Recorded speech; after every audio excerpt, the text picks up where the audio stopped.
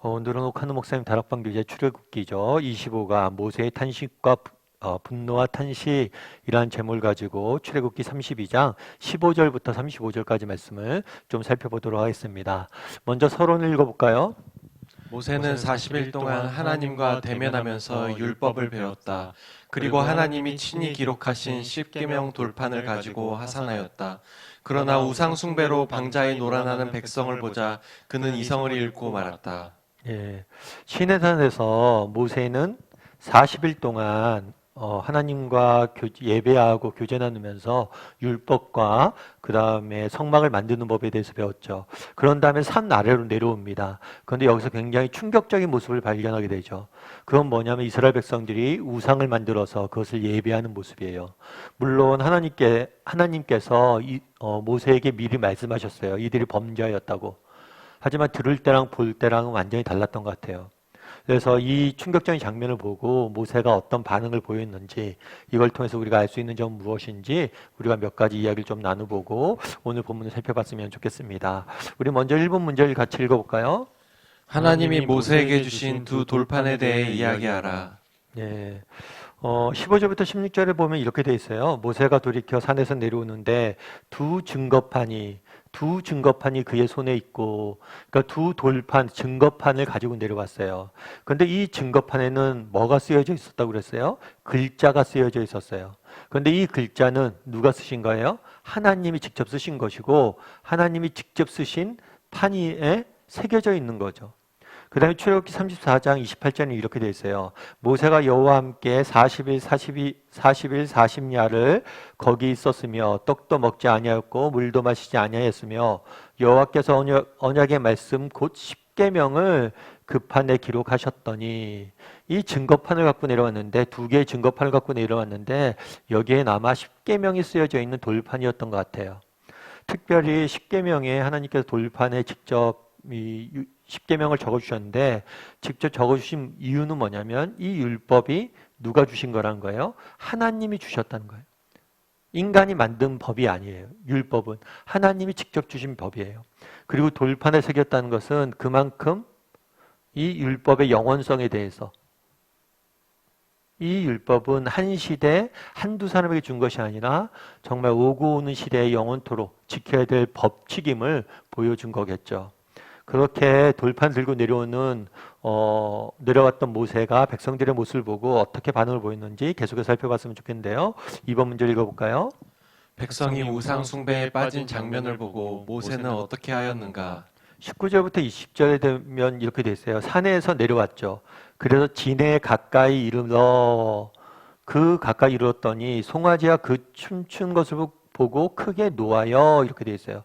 송아지는 금송아지를 만들었죠. 그리고 이 금송아지가 너희를 애굽에서 인도해낸 하나님이다 라고 이야기하면서 그 앞에서 예배하고 춤추는 모습을 보았어요. 그걸 보고 어떻게 했다고 그랬어요? 크게 분노했어요. 분노한 다음에 뭐라고 그랬어요? 어떻게 했다고 그랬어요? 그 판들을, 하나님께서 십계명을 적어주셨죠. 이 십계명을 적으신 판을 어떻게 했어요? 산 아래로 던져버렸어요. 그래서 깨트렸어요. 그런 다음에 그들이 만든 송아지를 가져다가 불살라 부숴버렸죠. 부수고 가루를 만들어 물에 뿌려 이스라엘 자손에게 마시게 하니라. 이렇게 어떤 것을 부신 다음에 가루를 물에 타서 마시는 것은 완전한 소멸을 의미하는, 그 당시 완전한 소멸을 상징하는 행동이었어요. 그래서 모세는 어떻게 했냐면 분노했고 돌판을 깨트렸고 송아지를 불살라 그 가루를 마시게 한 거죠. 우리 3번 문제 같이 한번 읽어볼까요? 모세의 분노하는 태도에서 좋은 점과 나쁜 점을 말할 수 있는가? 네. 오늘 본문에 모세가 세 가지를 했어요. 분노했어요. 그 다음에 돌판을 깨트렸어요. 그 다음에 뭘 했어요? 송아지를 불살랐어요. 금송아지를. 사실 우리가 분노라고 하면 우리가 무조건 나쁜 거라고 생각하는데 그렇지 않아요. 예수님께서도 성경을 보면 분노하신 적이 많아요. 그래서 우리도 때로는 분노할 수 있어야 돼요. 우리도 정말 잘못된 것들, 죄악된 모습을 보고 분노할 수 있어야 돼요. 근데 문제는 뭐냐면 모세가 뭘 했어요? 이 분노한 상태에서 돌판을 깨뜨렸어요. 사실은 이것은 조금 이해하기가 힘들죠. 그래서 분노해서 뭐 하냐면 감정에 휩싸인 것 같아요. 이 분노라는 감정에 휩싸여서 돌판은 하나님이 직접 주신 거잖아요. 그걸 깨뜨릴 이유가 없어요. 그럼에도 불구하고 뭘 한 거예요? 깨뜨려 버린 거예요. 이건 아무래도 모세가 감정적으로 이끌어서 치우쳐서 이렇게 된 것이 아닌가라는 생각이 있습니다. 사실 우리도 마찬가지예요. 우리가 분노, 그러니까 거룩한 분노를 할지라도 우리가 조심해야 될 게 있어요. 사실 우리가 그런 생각이 들 수 있죠. 목사님, 그럼 좋은 분노, 거룩한 분노는 뭐고 거룩하지 않은 건 뭡니까? 라고 이야기할 수가 있겠죠. 이 거룩한 분노와 거룩하지 않는 분노를 구별하기 쉽진 않아요. 근데 저는 그렇게 좀 구분하면 좋지 않을까 싶어요. 이 분노의 이유가 뭐냐는 거예요. 이 분노한 이유가 나 때문이다. 나를 위해서 분노한 거라면 그건 좋은 분노는 아닐 거예요. 그런데 이 분노가 하나님과 다른 사람을 위한 분노라면 그것은 좋은 거죠. 내가 어떤 피해를 받기 때문에 분노하는 것은 제가 생각하기에는 거룩한 분노는 아닌 것 같아요. 그런데 하나님을 위해서 한다거나 다른 사람이 정말 고통받고 이런 것들 보고 그 현실을 보고 분노하는 것은 거룩한 분노인 것 같아요. 그리고 또한 분노의 저변에 뭐가 있어야 돼요? 사랑이 있어요. 사랑으로 인해서 분노하는 것은 좋은 분노예요. 거룩한 분노예요. 그런데 미움 때문에 분노하는 것은 뭐예요? 그건 대부분 거룩하지 못한 분노가 될 확률이 큽니다.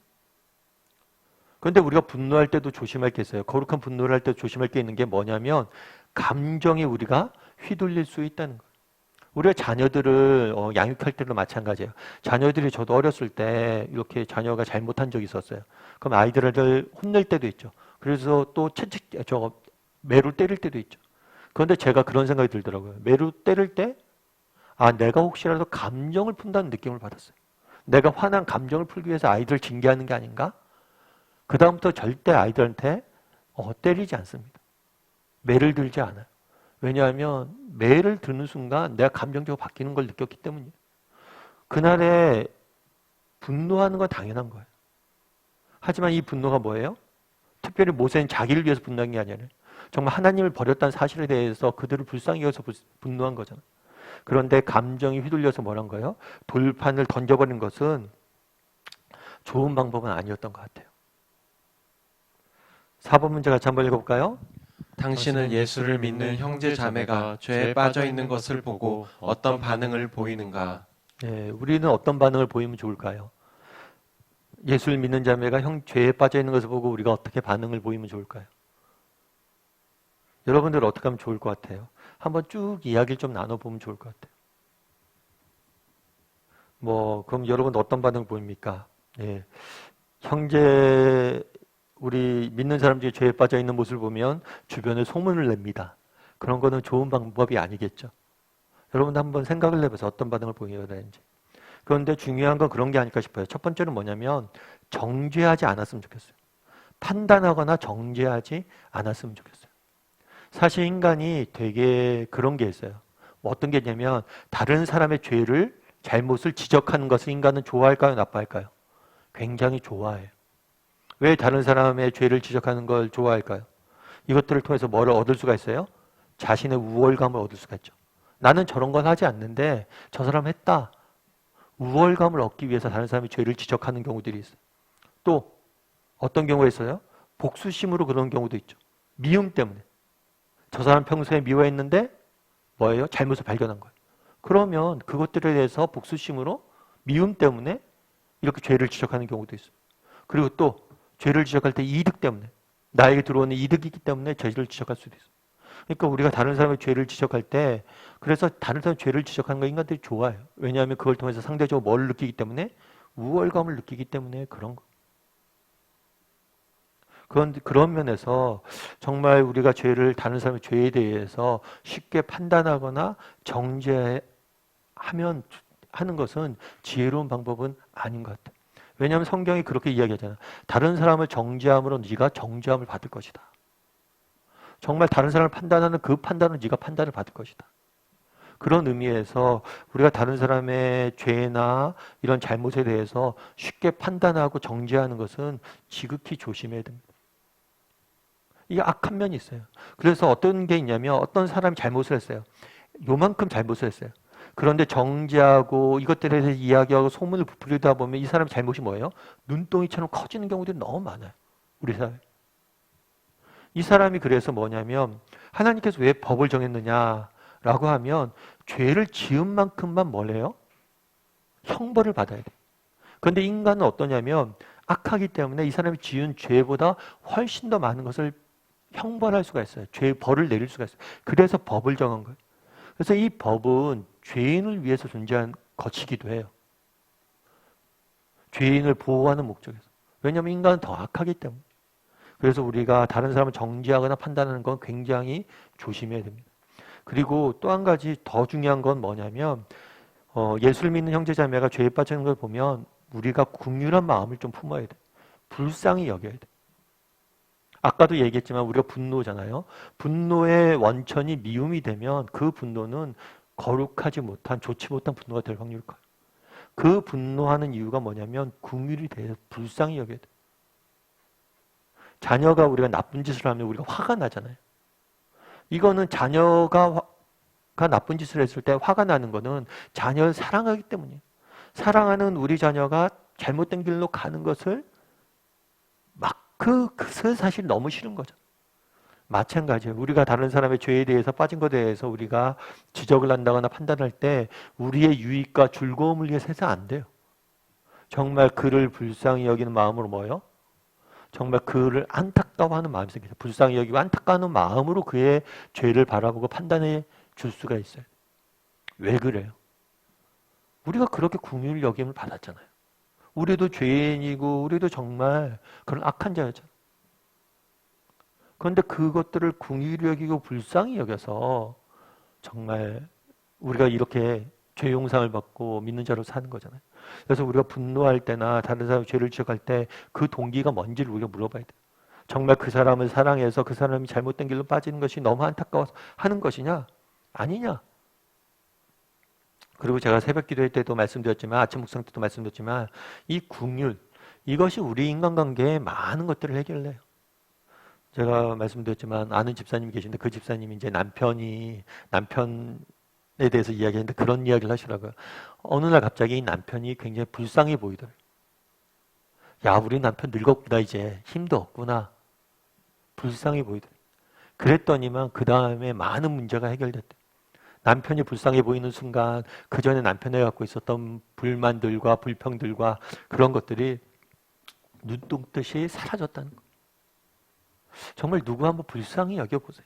그럼 다 해결돼요. 나 괴롭히는 과장? 아유, 저 사람도 정말 오죽했으면 저럴까? 얼마나 풀 데가 없으면 나한테 저러고 있을까? 불쌍하게 그게 얼마나 큰 잘못인지 모르고 그렇게 푼다고 풀리지도 않는데. 우리 자녀들도 마찬가지야. 자녀들 맨날 말 안 듣고 막 그러면 화나죠. 짜증나죠. 그런데 어느 날 보면 자녀가 너무 불쌍해 보이는 날 있잖아. 주눅 들어서 막 있고 혼내고 나면 주눅 들어서 막 이러는 거 보면 불쌍한 마음이 들어잖아. 그러면서 아유, 내가 뭐라고 저걸 저렇게 혼냈나 이런 생각이 들잖아. 여러분, 불쌍히 여기는 마음, 정말 그들을 불쌍히 여겨서 죄에 빠져있는 모습을 보고 불쌍히 여겨야 돼. 예수님도 우리를 그렇게 대했거든요. 죄에 빠져있는 모습을 보고 정의로서 벌을 내리는 게 아니라 판단하신 게 아니라 불쌍히 여겼어요. 그리고 우리를 불쌍히 여겨요. 그리고 세 번째로 우리가 뭘 해야 되냐면 기도하고 권면해야 돼. 그를 위해서 기도를 먼저 많이 하세요. 죄에 빠져있는 사람들이 있다. 그럼 그 사람을 위해서 기도를 많이 하세요. 그러다 보면 마음을 하나님이 주실 거예요. 그리고 지혜롭게 권면도 하고 그가 이제 죄의 그런 것들을 잘 끊을 수 있도록 도와야겠죠. 5번 문제 같이 한번 읽어볼까요? 우리는 예수님께서 다음 두 사람에게 대하는 서로 다른 태도에서 무엇을 배워야 하는가? 네. 오늘 본문도 보면 이렇게 돼 있죠. 대답하되 요한복음 8장 11절을 보면 대답하되 주여 없나이다. 예수께서 이르시되 나도 너를 뭐하지 않겠다? 정죄하지 않으니 가서 너는 다시는 죄를 범하지 마라. 예수님께서 가늠한 여인에게 하신 말씀이에요. 가늠한 여인은 현장에서 붙잡혔어요. 근데 참 특이한 게 뭐냐면 여자만 붙잡혀왔어요. 가늠이란 게 남자 여자가 같이 해야 되잖아요. 근데 남자는 붙잡아오지 않고 여자만 붙잡아온 거죠. 그러니까 이거는 정말 이 여자를 불쌍히 여겨서 이 여자를 죄로부터 구원하기 위해서 데려온 게 아니에요. 예수님을 시험하기 위해서 이 여자의 죄를 자신의 이익을 위해서 이용한 거죠. 그런 여인에게 이야기하는 거예요. 가늠한 여인에게 뭐라고? 나는 너의 죄를 너를 정죄하지 아니할 것이다. 그래서 이 정죄하지 않았어요. 그래서 함부로 판단하고 정죄하면 안 돼요. 물론 그렇다고 이 여인이 죄가 없다는 이야기는 아니에요. 그리고 죄를 지으란 이야기도 아니에요. 왜냐하면 죄를 범하지 말라라고 말씀하셨잖아요. 그러니까 너 죄인이라는 거 네가 잘못했다는 거예요. 그러니까 네가 진정으로 뭐 하라고요? 회개하고 정말 다시는 범죄하지 말라라고 요청하신 거예요. 다만 네가 회개하고 다시 범죄하지 않기 위해서 노력한다면 너의 죄는 뭐예요? 내가 사해 주겠다는 거죠. 그럼 어떻게 그 죄를 사할 수 있어요? 예수님께서 십자가에 죽으셨잖아요. 그래서 이 정죄하지 말라는 것은 십자가를 의미해 둔 거예요. 그래서 우리가 간음한 여인에 대해서 예수님이 정죄하지 않았다라는 게 무조건적으로 죄를 용서하는 이야기가 아니에요. 이 여인은 죄를 졌고 죄가 없다는 것도 아니고 죄를 짓지 말라고 회개하고 다시는 죄를 짓지 말라고 하나님께 요청한 거예요.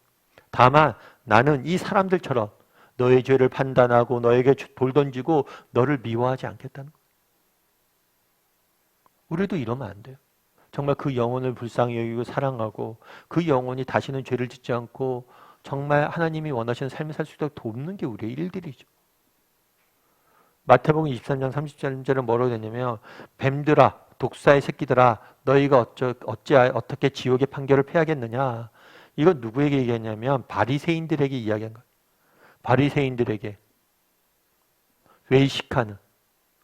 외식한다는 것은 가면을 쓰고 행동한다는 거죠.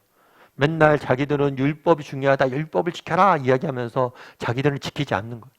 그런 모습을 보고 야 니네 말로만 율법 지키라고 하면서 너희는 어떻게 안 지키냐. 이 독사의 자식들아 심한 욕을 하신 거죠. 분노하신 거예요. 그런 다음 니네 어떻게 지옥의 판결을 피하려고 그래? 이 말도 자칫하면 바리새인들을 저주한 말이라고 생각하기 쉬운데 저주한 게 아니에요. 이거는 강력하게 이것도 뭐예요? 경고한 거예요. 경고. 어떻게 할 수 있어요? 십자가 위에서 예수님께서 뭐라고 그랬어요? 저들의 죄를 용서해달라고. 자기를 죽이고 자기를 모면하는 저들의 죄를 용서해달라고 기도하시잖아요. 정말 이런 바리새인들도 구원의 대상이에요. 로마 군인도 구원의 대상이고 예수님께서 십자가에 죽으셨을 때 바리새인들을 위해서도 죽었고 로마의 군인들을 위해서도 죽으신 거예요. 우리를 위해서도 죽으신 거예요. 그래서 우리가 다른 사람의 죄를 대할 때 아까 얘기했던 것처럼 중요한 건 그런 것 같아요. 죄가 없다라고 이야기하지 않고 죄를 그냥 가만히 두라고도 이야기하잖아요.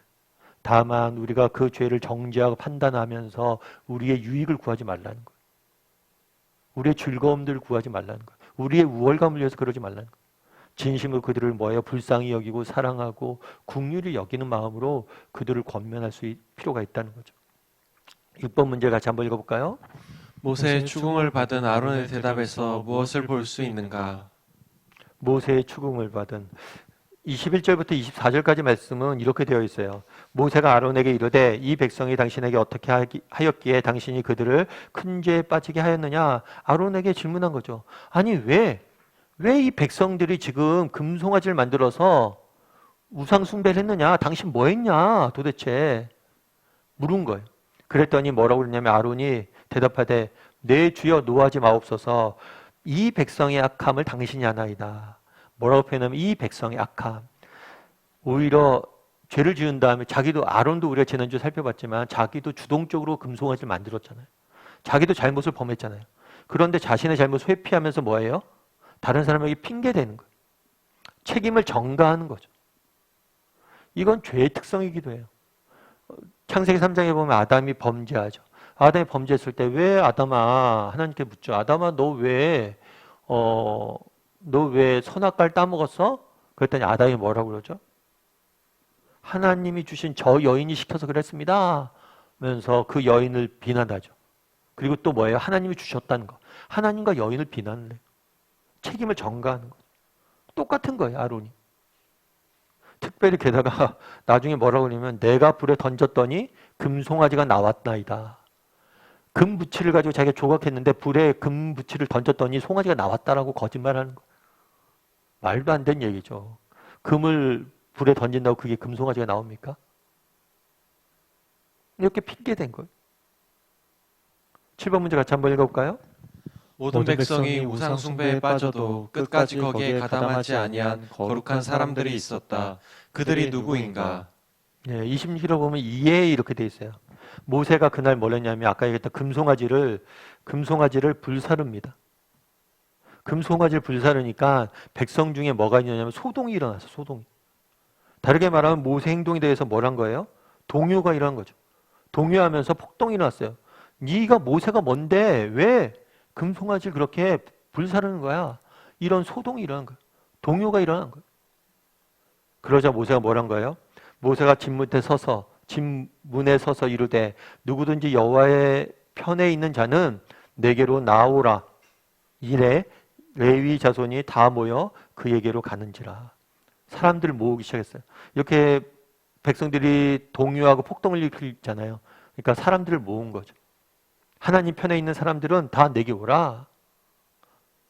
그래서 어떤 목사님이 쓰신 글에, 어떤 신학자 쓴 글에 그런 글이 있더라고요. 뭐냐면 인간은 방법을 찾지만 하나님은 사람을 찾습니다.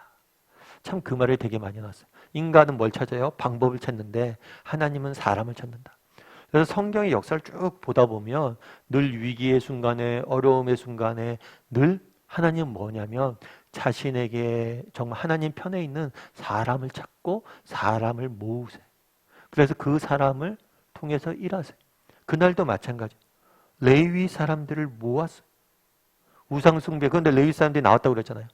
그날 모세가 시내산에 40일 동안 있을 때 모든 백성들이 다 우상을 숭배한 것 같지만 그러지 않았어요.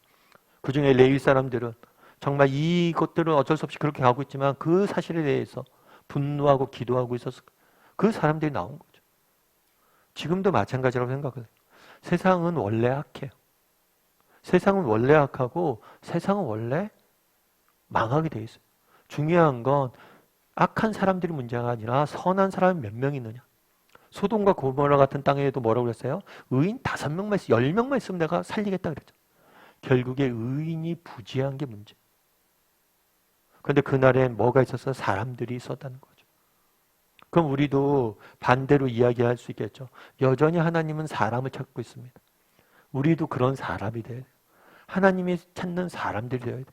그럼 하나님께서 반드시 우리를 뭐예요? 사용하실 거예요. 그래서 제가 종종 드리는 예와 저 말씀 중에 하나가 뭐냐면 밭에 감추인 보화 비유 있잖아요. 예수님께 그런 이야기 하시죠. 밭에 보화가 감춰 있으면 그거를 안다면 가만히 두겠냐고 누가. 반드시 그것들을 사고 꺼내지. 마찬가지죠. 여러분 집 앞에 있는 공터가 있어요. 공터가 지금 있는데 그 공터가 나중에 10년 뒤에 엄청난 개발될 예정이에요. 엄청나게 땅값이 뛸 예정이에요. 그럼 여러분 어떻게 하겠어요? 그거 사겠죠. 밭에 감춘 보화가 그거거든. 그럼 반대로 얘기하면 뭐냐면 우리가 보화가 되면 돼요. 우리가 하나님을 찾는 사람이 되면 돼요. 그럼 언젠가 하나님의 때에 하나님이 우리를 사용하실 거예요. 문제는 뭔지 아세요? 우리에게 인생에 기회가 적은 게 문제가 아니라 우리가 준비가 덜 된 게 문제. 많은 사람들이 기회가 없다라고 이야기를 합니다. 아니요. 기회가 없지 않아요. 우리가 덜 준비되기 때문이에요. 하나님은 지금도 준비된 사람을 찾으세요. 그래서 우리가 준비되어져야 돼요. 8번 문제 같이 한번 읽어볼까요? 레위 지파가 악을 범한 형제들을 어떻게 하였는가? 예, 모세가 어떻게 했냐면 그들에게 이르되 이 레위 사람들의 레위 지파 사람들 하나님 편에 섰던 사람들에게 말한 거예요. 이스라엘 하나님 여호와께서 이렇게 말씀하시기를 너희는 각각 허를 차고 진 이문에서 저문까지 왕래하며 각 사람이 그 형제를 각 사람이 자기의 친구를 각 사람이 자기의 이웃을 죽이라 하셨느니라. 레위 자손이 모세의 말대로 행하매 이날의 백성 중 3,000명 가량이 죽음을 당했느라. 그 동요를 일으키고 소동을 일으키고 반란을 일으킨 사람들을 뭘 한 거예요? 다 죽인 거예요. 그런데 이들 중에는 어떤 사람이 있었어요? 자신의 형제 자매도 있었어요. 그래서 그날에 죽은 사람이 3,000명이 됐다. 이렇게 성경은 이야기하고 있습니다. 9번 문제 같이 한번 읽어볼까요? 이 사건이 우리에게 무엇을 교훈하는가? 사실 우리가 이런 이야기를 듣다 보면 그런 생각이 들 수 있어요. 너무 잔인한 거 아니에요? 사람들 잘못했다고 이렇게 잔인하게 죽여서 되겠습니까? 너무 잔인한 것 같아요. 이렇게 생각할 수도 있겠죠. 물론 그런 생각이 들 수도 있고 하나님께서 오늘날 우리에게 이렇게 대하진 않는 것 같아요. 오늘날 우리가 잘못할 때마다 기다렸다가 이렇게 칼로 우리를 죽이고 그러지는 않으시죠. 그럼 그날에 왜 이렇게 단호하게 명령을 했을까요? 사실 그런 거죠. 이 사람들이 생각을 해보면 그 당시에 이 사람들이 받은 은혜를 한번 생각해 보세요. 이 사람들이 뭘 했어요? 열 재앙이 내리는 걸 봤던 사람들이, 홍해가 갈라지는 걸 봤던 사람이에요. 하늘에서 만나와 메추리가 내리는 걸 봤던 사람이에요. 그런데 그 40일을 참지 못하고 우상을 만들었어요. 그리고 그 우상을 만든 다음에 뭘 했어요? 모세가 그걸 불사르자 또 그것에 불만을 갖고 또 모세에게 대항하려고 그랬어요. 소동을 일으키려고 그랬어요. 그렇다면 참 이 사람들이 믿음이 있는 사람인가 진짜? 라는 생각을 우리가 한번 해볼 필요가 있겠죠. 또 한 가지는 지금이 어떤 시기를 우리가 좀 봐야 돼요. 지금이 어떤 시기예요? 처음 교회가 이제 하나님의 백성이 처음 율법을 받고 이제 하나님의 백성으로 첫 발을 내디디는 순간. 그런데 첫 발을 내디디는 그 순간에 이미 이 사람들이 우상에 사로잡혀서 하나님을 버리고 다른 신들 섬기고 있다면 첫 발을 잘못 디디면 어떻게 돼요? 다 끝나는 거예요. 그래서 이때 하나님 굉장히 단호하게 하셨는데 단호함을 갖고 이렇게 대하셨는데 그거는 아마 그 시기적인 문제가 있었던 것 같아요. 처음 교회가 출발하는 시점이고 처음 구약교회가 출발하는 시점이고 그렇기 때문에 더 교회의 순수성들을 지키기 위해서 그랬던 것 같아요. 그런데 단순히 이거는 그 당시 시기만이 문제도 아니죠. 우리도 배울 수 있는 교훈이 있어요. 뭐냐면 우리도 이런 단호함들이 좀 필요하지 않을까 싶어요. 여러분 그런 생각들을 하잖아요. 우리 가끔 여러분 다이어트 요즘 하시죠? 다이어트 하시는데 다이어트 할 때 제일 방해되는 두 가지가 있다고 그래요. 두 가지 말이 있다고 그래요. 그건 뭐냐면 내일부터 다이어트 해야지. 이건 될까요? 안 될까요? 절대 안 되거든요. 늘 내일이거든요. 또 한 가지 다이어트 할 때 이건 괜찮겠지. 이것만 먹고. 우리도 마찬가지예요. 우리 삶 가운데 어떤 그런 하나님께서 굉장히 죄나 잘못에 대해 단호하게 이야기하세요. 왜 이렇게 단호하냐? 처음엔 작은 거 하나죠. 이거 하나면 괜찮겠지. 그런데 이거 하나가 뭐예요? 전부가 되는 거예요. 다이어트 해보세요. 이거 하나 먹어도 괜찮겠지. 다 이거 하나예요. 그럼 결국 못하는 거예요. 내일부터 해야지. 결국 못하는 거예요. 정말 영적인 것들도 마찬가지예요.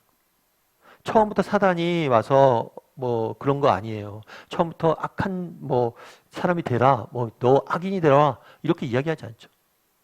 그냥 조그만 거 하나 처음에 건너방에 들어와 살아요. 그러다 점점 안방에 들어와 사는 거. 그래서 단호할 필요가 있다는 거. 뭐든지 마찬가지예요. 이건 단순히 영적인 문제뿐만 아니라 아까 다이어트 얘기도 했지만 여러분 그렇잖아요. 하나도 안 해야지라고 결단해야지 뭐든지 할 수 있어요. 그래서 우리도 신앙의 순수성이나 정말 이런 것들을 지키기 위해서 얼마나 우리가 단호한 면에서 단호할 줄 아는 사람인지 한번 점검해 봤으면 좋겠어요. 10번 문제 같이 한번 읽어볼까요? 모세가 하나님께 드린 두 번째 중보기도는 그 내용이 무엇인가? 30절부터 32절까지 이렇게 되어 있어요. 이튿날 모세가 백성에게 이르되 너희가 큰 죄를 범하였다. 이 큰 죄를 범하였다. 이 큰 죄는 간음을 범한 사람에게 쓰는 표현이에요. 이게 원어적으로 보면 그만큼 간음을 범한 것처럼 하나님을 버리고 뭐예요? 다른 신을 섬겼다는 거죠. 내가 이제 여호와께로 올라가노니 혹시 너희를 위하여 속죄가 될까 하노라 라고 하고 모세가 여호와께로 다시 나아가 여쭈어대 슬프도소이다.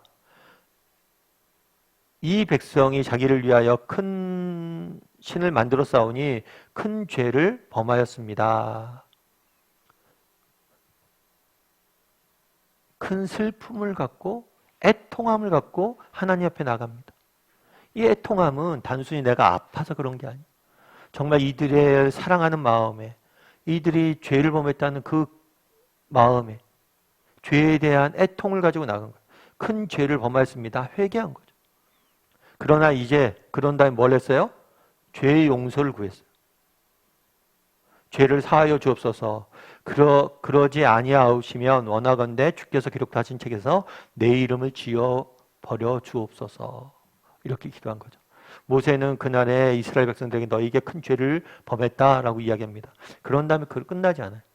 뭐래요? 하나님 앞에 가서 정말 애통해하며 슬퍼하며 회개하고 죄의 지었음을 죄인임을 인정하고 용서를 구하는 모습들을 우리가 보게 돼요.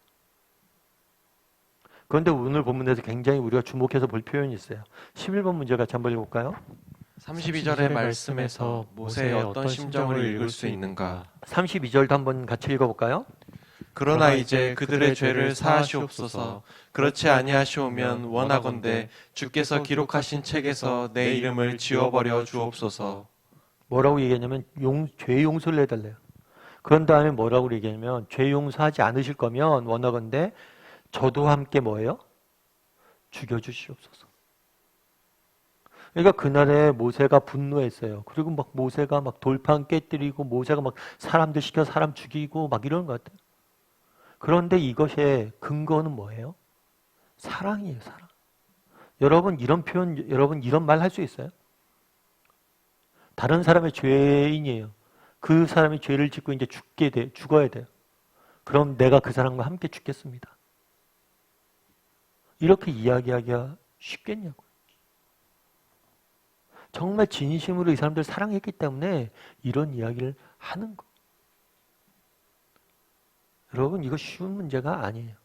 제가 지난번 설교 때도 한번 말씀드렸죠. 서정인 목사님이라고 컴패션 지금 이제 대표 목사님이신데 그분이 이제 골수 기증했던 이야기 들으셨죠. 뭐 목사님이고 또 컴패션이라는 구호단체 대표고 그러면 선행을 다른 사람 섬기는 일들을 기쁘게 잘 할 수 있을 것 같다고 생각을 하잖아요. 그런데 그게 쉽지가 않다는 거예요. 자기가 골수 기증을 했다고 골수 기증을 이제 시청을 해서 이제 골수 기증을 하게 됐는데 정말 그게 너무 그 과정이 복잡하고 어려워서 망설여졌다는 거죠. 그런 다음에 골수 기증을 해줬어요. 해준 다음에 어떻게 됐어요? 정말 골수 기증할 때 그렇게 한다고 그러더라고요. 골수 기증할 때 일주일 동안 주사를 맞습니다. 그러면 이 엉덩이 쪽으로 골수가 모여요. 그러면 골반에 구멍을 뚫어서 골수를 빼내는 거예요. 그리고 한 번에 빼내지 않으면 그 다음날 뭐예요? 또 빼내는 거예요. 그래서 골수 기증하는 게 쉬운 일이 아니잖아요. 근데 감사하게도 이렇게 한 번 해서 그 골수 기증 받은 사람이 나았어요. 감사한 일이죠. 그런데 1년 만에 이 사람이 재발한 거예요. 그래서 목사님한테 다시 한번 골수 기증 해줄 수 있겠냐고. 그런데 설득 예스가 안 나오더래요. 그렇잖아요. 여러분 정말 우리가 다른 사람의 선행을 보고 열심히 하죠. 선뜻 예스가 안 나와요. 우리 형제한테 간이식 해주는 거 그것도 쉽게 설득 예스가 안 나오는 거예요. 그런데 모세는 지금 뭐라고 그러고 있어요? 내가 이들을 대신해서 죽겠다. 이들과 함께 죽겠다라고 이야기하는 거예요. 결국에 오늘 본문에서 여러분들이 정말 이해될 게 뭐냐면 모세가 그날 분노하고 탄식했어요. 그리고 단호하게 이 사람들에 대해서 이야기를 해요. 다 끊어버려요. 그런데 그 저변은 뭐예요? 이들과 함께 죽을 정도로 이들을 사랑했기 때문에 그걸 우리가 알아야 돼요. 쉬운 문제 같이 한번 읽어볼까요? 모세가 아무리 백성의 죄를 대신하여 자신이 하나님의 진노를 받으려 해도 그것은 불가능하였다. 그 이유가 무엇인가? 네, 35절에 이렇게 됐어요. 여호와께서 백성을 치시니 이는 그들이 아론이 만든 바 그 송아지를 만들었습니다. 여러분 우리의 죄가 있잖아요. 이 죄가 있으면 죄의 값을 형벌을 받아야 되잖아요. 이거는 당연한 거예요. 왜요? 그렇지 않으면 정의가 무너지잖아요. 정의가 무너지면 안 됩니까? 정의가 무너지면 안 되죠. 여러분 제가 늘 말씀드리지만 여러분 고등학교 아이들 시험 봐요. 수능 시험 봐요. 근데 수능 시험 보는데 우리 아들이 내가 고등학교 교장이에요. 근데 우리 아들이 우리 학교 다녀요. 그럼 우리 아들 내가 사랑하니까 우리 아들에게 내신 성적 함부로 주면 됩니까? 그럼 뭐라고 그래요? 아이 그런 불공평한 세상이 어딨냐고. 그 사람 왜 편애받냐고. 하나님도 우리를 사랑하시죠. 우리의 죄를 용서해주고 싶죠. 근데 그냥 용서해주면 어떡해? 그럼 여러분들이 어떻게 하나님이 그럴 수가 있냐고, 그거 하나님으로 그러면 안 된다고 얘기하지 않겠습니까? 우리도 마찬가지라는 거예요. 모세는 이들의 죄를 위해서 중보 기도합니다. 죄 용서를 구해요. 기도해요. 그런데 이 죄 용서함의 문제를 해결할 수는 없어요. 왜 해결할 수는 없어요? 모세는 대신 죽을 수 없어요. 왜요? 모세도 죄인이잖아. 죄인이 죄인을 위해서 대신 죽을 수 없어요. 사형수가 있어요. 사형수가 있는데 A라는 사형수가 B라는 사형수가 너무 불쌍해요. 그래서 얘기하는 거죠. 아니 저 B라는 사형수를 위해 대신해서 내가 죽을 테니까 저 사람을 풀어주십시오. 야 너도 죽을 몸인데 누굴 대신해 지가 죽어. 너도 같이 사형당해야 돼. 이건 불가능한 거잖아. 죄인을 위해서 무죄한 사람이 죽어야 되는 거예요. 13번 문제 같이 한번 읽어볼까요? 예수님은 죄인된 우리를 대신하여 모든 죄값을 질 수 있었던 완전한 중보자였다. 그 이유가 무엇인가? 예수는 영원히 계심으로 그 제사장 직분도 갈리지 아니하시느니라. 그러므로 자기를 힘입어 하나님께 나아가는 자들을 온전히 구원할 수 있으니 이는 그가 항상 살아계셔서 그들을 위하여 간구하심이라. 이러한 대제사장은 우리에 합당하니 거룩하고 악이 없고 더러움이 없고 죄에서 떠나 계시고 하늘보다 높으신 분이다. 우리에게 합당하세요. 그분. 왜? 거룩하고 악이 없고 더러움이 없고 죄인을 떠나 하늘보다 높은 계신 분이세요. 그분이 우리를 대신해서 의인이셨던 예수님께서 죄인인 우리를 위해서 죽으심으로 우리의 죄값을 뭐 한 거예요? 사해 주신 거예요. 그래서 예수님만이 우리의 죄를 온전히 용서할 수 있는 거예요. 그래서 오늘 본문에 보면 뭐라 그래요? 그분이 우리를 위하여 간구하시는 거예요. 그날의 모세가 죄 용서를 위해서 기도할 수 있어요. 기도할 수 있지만 죄 용서의 문제를 해결할 수는 없어요. 하지만 예수님께서 우리의 죄 용서의 문제를 해결하셨어요. 그리고 우리를 위해서 기도해 주세요. 그렇기 때문에 예수님의 기도는 하늘에 상답되어지는 거고 우리의 모든 죄값을 뭐예요? 사할 수 있는 거예요. 그래서 우리가 은혜가 있는 거죠. 앞서 우리가 얘기했던 것처럼 오늘 이제 모세가 백성들이 죄 짓는 모습을 보고 탄식하는 모습들을 보게 돼요. 분노하는 모습들을 보게 돼요. 그 원천이 뭐냐는 거예요. 사랑이란 거예요. 사랑. 우리도 정말 다른 사람을 이런 모세와 같은 마음으로 사랑할 수 있는지 돌아봐야 돼요. 정말 궁휼히 여기는 마음이 있는지. 그런데 우리가 기억할 건 뭐예요? 우리가 먼저 그 은혜를 알잖아요. 우리가 먼저 궁휼 받은 사람들이잖아요. 예수님께서 십자가에 달리실 때 우리를 위해서 기도하셨잖아요. 저들의 죄를 용서해달라고. 그게 로마 군인과 유대 지도자만을 위한 일이 아니잖아요. 우리를 위해서도 기도하신 거죠.